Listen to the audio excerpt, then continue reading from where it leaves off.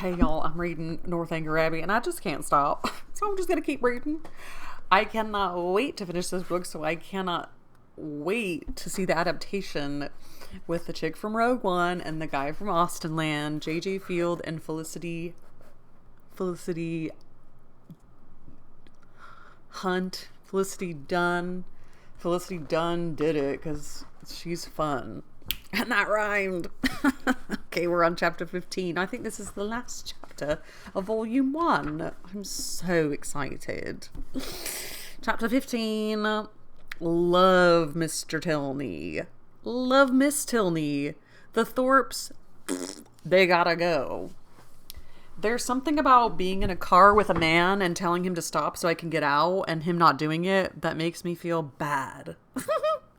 And then people immediately going to resentment when you don't want to do something with them. Oh, don't like it. Big red flags for me. Okay. And there's such a psychology behind, like, I'm wanting to learn more about the subject, so this person's passionate about it, and I'm just gonna let them talk and, like, pump them up and be like, you know what, I don't really know much about it, you sound like you know more, tell me about it. And then you learn so much. It's like the art of being, like, silent and not being like, well, I know this and what do you know about it? He got to, like, divulge his love of art and, like, landscape, and she was just like, I'm learning so much. I love that. I think I do that. Is that manipulative? That feels good to me, to be like, pump you up. What do we know about anything anyway? I want to hear what you know. Chapter 15. Catherine Morland and Henry Tilney. Love the name Henry. Always have. Even though there's, like, Henry VIII and all these bad Henrys. There's nothing like loving a name and then learning that some terrible person was named that name also. You just gotta get over it, I think. Chapter 15 of Northanger Abbey by Jane Austen. What an incredible person. Author. I don't know her personally, but she was an incredible author, writer. I'll say that. Early the next day, a note from Isabella, speaking peace and tenderness in every line and entreating the immediate presence of her friend on a matter of the utmost importance, hastened Catherine in the happiest state of confidence and curiosity to Edgar's buildings. The two youngest Miss Thorpes were by themselves in the parlour, and on Anne's quitting it to call her sister, Catherine took the opportunity of asking the other for some particulars of their yesterday's party. Maria desired no greater pleasure than to speak of it, and Catherine immediately learned that it had been altogether the most delightful scheme in the world, that nobody could imagine how charming it had been, and that it had been more delightful than anybody could conceive. Such was the information of the first 5 minutes. The second unfolded thus much in detail: that they had driven directly to the York Hotel, ate some soup and bespoke an early dinner, walked to the pump room, tasted the water, and laid out some shillings in purses and spars, thence drawn to eat ice at a pastry cook's, and hurrying back to the hotel, swallowed their dinner in haste to prevent being in the dark, and then had a delightful drive back, only the moon was not up, and it rained a little, and Mr. Morland's horse was so tired he could hardly get it along. Doesn't sound that pleasant to me. Catherine listened with heartfelt satisfaction. It appeared that Blaise Castle had never been thought of, and as for all the rest, there was nothing to regret for half an instant. Good for you, Catherine! Sticking to your guns and saying, like, I don't like you people, and I don't think I'm going to be heard anyway, and I am so proud of her, and she's so young. She's, like, just getting out in society, and she's like, you got your feelers out. You can sense when people are being, like, trash garbage people. Trashy garbage can people. Maria's intelligence concluded with a tender effusion of pity for her sister Anne, whom she represented as insupportably cross from being excluded the party. She will never forgive me, I am sure, but you know, how could I help it? John would have me go, for he vowed he would not drive her, because she had such thick ankles. What? I dare say she will not be in good humour again this month. But I am determined I will not be cross. It is not a little matter that puts me out of temper. Isabella now entered the room with so eager a step, and a look of such happy importance as engaged all her friends' notice. Maria was without ceremony sent away, and Isabella, embracing Catherine, thus began, "Yes, my dear Catherine, it is so indeed. Your penetration has not deceived you. Oh, that arch eye of yours! It sees through everything." Catherine replied only by a look of wondering ignorance. "Nay, my beloved sweetest friend," continued the other, "compose yourself. I am amazingly agitated, as you perceive. Let us sit down and talk in comfort. Well, and so you guessed it the moment you had my note. So you guessed it the moment you had my note. Sly creature. Oh, my dear Catherine, you alone who know my heart can judge my present happiness. Your brother is the most charming of men. I only wish I were more worthy of him. But what will your excellent father and mother say? Oh, heavens! When I think of them, I'm so agitated." So he proposed to her, I guess? Or is that what we're learning? Catherine's understanding began to awake. An idea of the truth suddenly darted into her mind, and with the natural blush of so new an emotion, she cried out, "Good heaven, my dear Isabella, what do you mean? Can you really be in love with James?" This bold surmise, however, she soon learnt, comprehended but half the fact. The anxious affection which she was accused of having continually watched in Isabella's every look and action, had, in the course of their yesterday's party, received the delightful confession of an equal love. Her heart and faith were alike engaged to James. Never had Catherine listened to anything so full of interest, wonder, and joy. Her brother and her friend engaged. New to such circumstances, the importance of it appeared unspeakably great, and she contemplated it as one of those grand events of which the ordinary course of life can hardly afford to return. The strength of her feelings she could not express.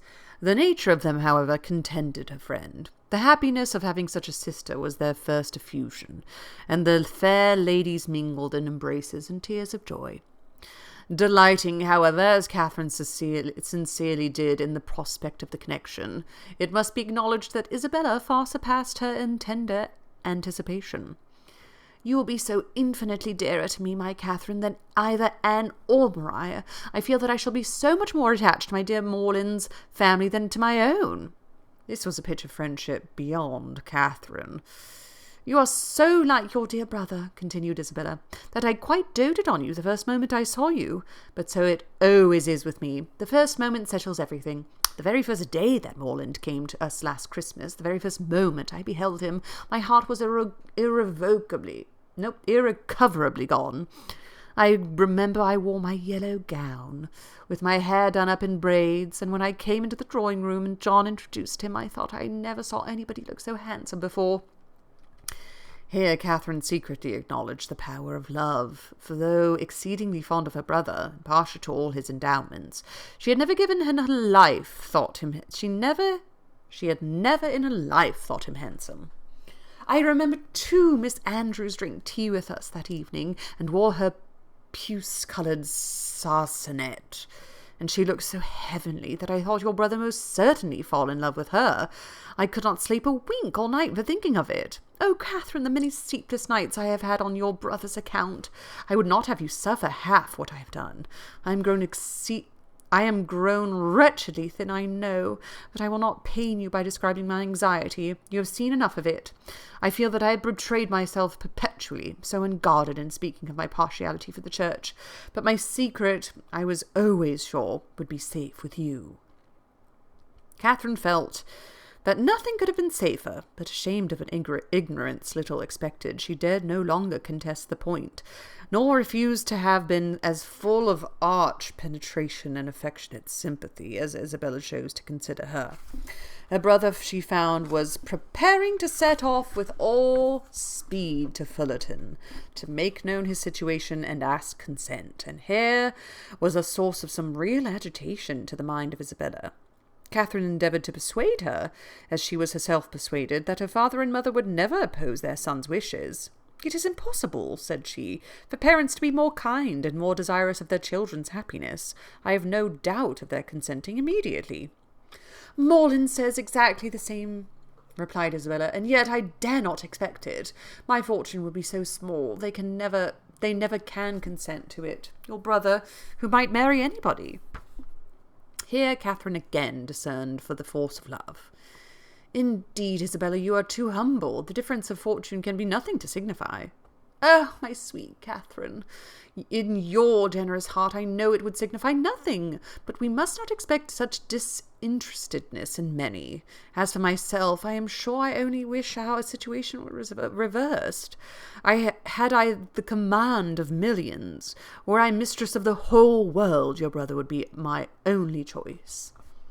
This charming sentiment, recommended as much by sense as novelty, gave Catherine a most pleasing remembrance of all the heroines of her acquaintance, and she thought her friend never looked more lovely than in uttering the grand idea. I am sure they will consent, was her frequent declaration. I am sure they will be delighted with you. For my own part, said Isabella, my wishes are so moderate that the smallest income in nature would be enough for me. Where people are really attached, poverty itself is wealth. Grandeur I detest. I would not settle in London for the universe. A cottage in some retired village would be ecstasy. There are some charming little villas about Richmond. Richmond? Cried Catherine. You must settle near Fullerton. You must be near us. I am sure I shall be miserable if we do not. If I can but be near you, I shall be satisfied. But this is idle talking. I will not allow myself to think of such things till we have your father's answer. Morland says that by sending it tonight to Salisbury, we may have it tomorrow. Tomorrow! I know I shall never have courage to open the letter. I know it will be the death of me. A reverie succeeded this conviction, and when Isabella spoke again, it was to resolve on the quality of her wedding gown. Their conference was put to an end by the anxious young lover himself, who came to breathe his parting sigh before he went off for Wiltshire. Catherine wished to congratulate him, but knew not what to say, and her eloquence was only in her eyes. From them, however, the 8 parts of speech shone out most expressively, and James could combine them with ease. Impatient for the realization of all that he hoped at home, his adieus were not long, and they would have been yet shorter had he not been frequently detained by the urgent entreaties of his fair one that he would go. Twice was he called almost from the door by her eagerness to have him gone. Indeed, Morland, I must drive you away. Consider how far you have to ride. I cannot bear to see you linger so. For heaven's sake, waste no more time. There, go. I insist on it. The two friends, with hearts now more united than ever, were inseparable for the day, and in schemes of sisterly happiness, the few hours along. Mrs. Thorpe and her son, who were acquainted with everything, and who seemed only to want Mr. Morland's consent to consider Isabella's engagement as the most fortunate circumstance imaginable for their family, were allowed to join their councils, and add their quota of significant looks and mysterious expressions to fill up the measure of curiosity to be raised in the unprivileged younger sisters. To Catherine's simple feelings, this odd sort of reserve seemed neither kindly meant, nor consistently supported, and its unkindness she would hardly have forborne pointing out, had its inconsistency been less their friend. But Anne and Maria soon set her heart at ease by the sagacity of their I know what, and the evening was spent in sort of war of wit, a display of family ingenuity. On one side in the mystery of an affected secret, on the other an undefined discovery, all equally acute. Catherine was with her friend again the next day, endeavouring to support her spirits, and while away the many tedious hours before the delivery of the letters, a needless exertion, for as the time of reasonable expectation drew near, Isabella became more and more desponding, and before the letter arrived had worked herself into a state of real distress. But when it did come, where could distress be found? I have had no difficulty in gaining the consent of many of my kind parents, and I am promised that everything in their power shall be done to forward my happiness. With the first 3 lines, and one moment all was joyful security. The brightest glow was instantly spread all over Isabella's features. All care and anxiety seemed removed. Her spirits became almost too high for control, and she called herself without scruple the happiest of mortals.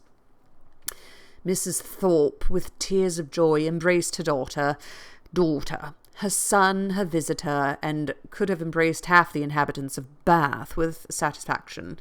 Her heart was overflowing with tenderness. It was dear John and dear Catherine at every word. Dear Anne and dear Maria must immediately be made sharers in their felicity. And 2 dears at once before the name of Isabella were not more than that beloved child had now well earned. John himself was no skulker in joy.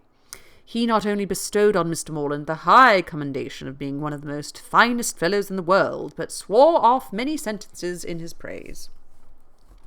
The letter whence sprang all this felicity was short, containing little more than this assurance of success, and every particular was deferred till James could write again. Yeah, Jane Austen loves to talk about how, bad men are at writing letters. This seems like one of those times, any sort of doting on Isabella? No, it's just this was done and they're happy and it's fine. Oh, okay. Right again. But for particulars, Isabella could well afford to wait. The needful was comprised in Mr. Morland's promise. His honour was pledged to make everything easy, and by what means their income was to be formed, whether landed property were to be resigned, or funded money made over, was a matter in which her disinterested spirit took no concern. She knew enough to feel secure of an honourable and speedy establishment, and her imagination took a rapid flight over its attendant felicities. She saw herself at the end of a few weeks the gaze and admiration of every new acquaintance at Fullerton, the envy of every valued old friend at Putney, with a carriage at her command, a new name on her tickets, and a brilliant exhibition of hoop rings on her fingers. When the contents of the letter were ascertained, John Thorpe, who had only waited its arrival to begin his journey to London, prepared to set off. "Well, Miss Morland," said he, on finding her alone in the parlour, "I am come to bid you good-bye." Catherine wished him a good journey. Without appearing to hear her, he walked to the window, fidgeted about, hummed a tune, and seemed wholly self-occupied. "Shall you not be late at Devise's?" said Catherine. He made no answer, but after a few minutes' silence burst out with, "A famous good thing, this marrying scheme, upon my soul! A clever fancy of Morland's and Bell's. What do you think of it, Miss Morland? I say it no bad notion." "I am sure I think it a very good one." "Do you? That's honest, by heavens. I'm glad you are no enemy to matrimony, however. Did you ever hear the old song, going to one wedding brings on another? I say you will come to Bell's wedding, I hope." "Yes, I have promised your sister to be with her, if possible. And then, twisting himself about and forcing a foolish laugh, I say, we may try the truth of the same old song." "May we? But I never sing. Well, I wish you a good journey. I dine with Miss Tilney to-day, and must now be going home." "Nay, but there is no such confounded hurry. Who knows when we will be together again? Not but that I shall be down again by the end of a fortnight, and a devilish long fortnight it will appear to me." Then why do you stay away so long? Replied Catherine, finding that he waited for an answer. That is kind of you, however, kind and good-natured. I shall not forget it in a hurry. But you have more good nature and all that than anybody living, I believe. A monstrous deal of good nature. And it is not only good nature, but you have so much of everything. And then you have such... Upon my soul, I do not know anybody like you. Oh, dear, there are many great people like me, I dare say, only a great deal better. Good morning to you. But I say, Miss Morland, I shall come and pay my respects at Fullerton before it is long, if not disagreeable.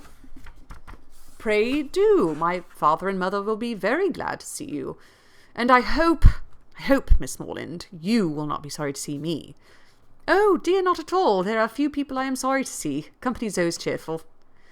That is just my way of thinking. Give me but a little cheerful company. Let me only have the company of the people I love. Let me only be where I like and with whom I like, and the devil take the rest, I am heartily glad to hear you say the same. But I have a notion, Miss Morland, you and I think pretty much alike upon most matters.